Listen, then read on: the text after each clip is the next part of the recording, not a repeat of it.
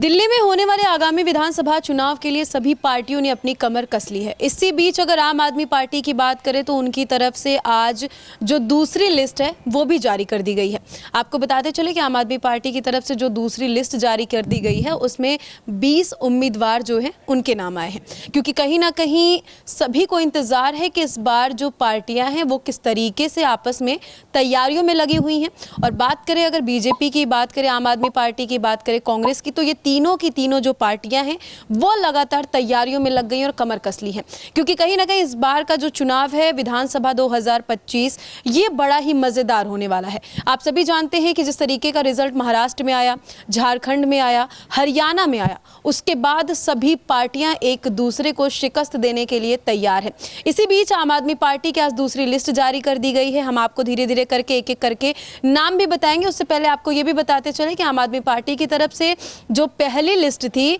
उसमें लगभग 11 उम्मीदवार थे, वो 21 नवंबर को जारी कर दी गई थी और अभी अन्य पार्टियों की तरफ से जो उम्मीदवारों की लिस्ट है वो जारी नहीं की गई है। लेकिन जैसे ही आम आदमी पार्टी की तरफ से दूसरी लिस्ट जारी कर दी गई है उसमें मनीष सिसोदिया का नाम आते ही जो लोग हैं वो थोड़ा सा हैरान हो गए हैं, क्योंकि मनीष सिसोदिया की जो सीट है विधानसभा सीट, वहां से अभी अभी जिन्होंने पार्टी ज्वाइन की है शिक्षक अवध ओझा, मनीष सिसोदिया वाली जो विधानसभा सीट है वहां से इस बार अवध ओझा को टिकट दिया गया है। वहीं आपको बताते चले कि इस बार जो लिस्ट नजर आ रही है आम आदमी पार्टी की दूसरी, उसमें विधानसभा सीट नरेला से दिनेश भारद्वाज हैं,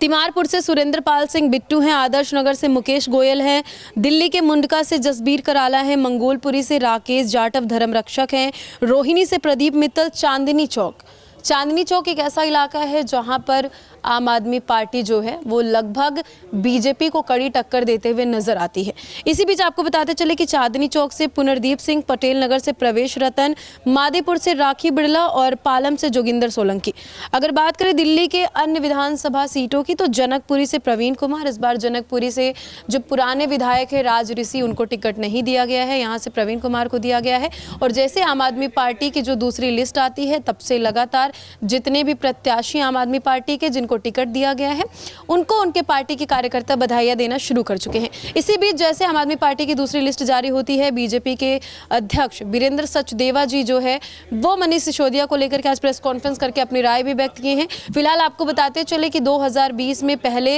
इससे पिछला जो चुनाव है 2020 में दिल्ली विधानसभा चुनाव हुआ था जिसमें आम आदमी पार्टी ने 70 में से 62 सीटें जीती थी। और अगर बात करें बीजेपी की तो बीजेपी ने सिर्फ 8 विधानसभा सीटों पर जीत दर्ज की थी। और कहीं ना कहीं जिस तरीके से पिछले चुनाव में आम आदमी पार्टी का प्रदर्शन रहा है, 62 सीटें जीती थी पूर्ण बहुमत के साथ,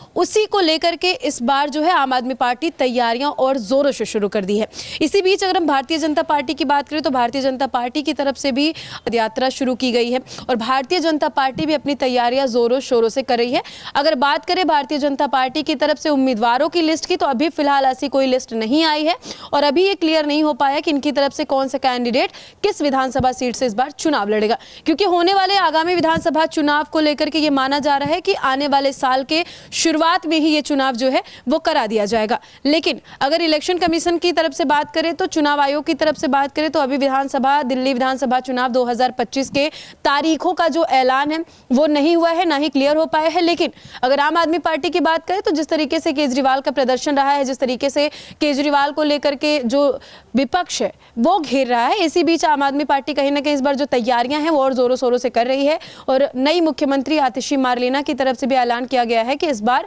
वो महिलाओं को हर महीने 1000 रुपए देने वाली हैं। फिलहाल देखने वाली बात होगी कि आगामी विधानसभा 2025 दिल्ली चुनाव को लेकर के किस तरीके की चीजें सामने निकल करके आती है, क्या तारीख आता है और जो जनता है इस बार वो किस पे भरोसा करेगी। हालांकि आपकी क्या राय है, आप क्या चाहते हैं, कमेंट सेक्शन में जाकर के जरूर बताइएगा। आगे आपको ऐसी जानकारी देते रहेंगे। जय हिंद।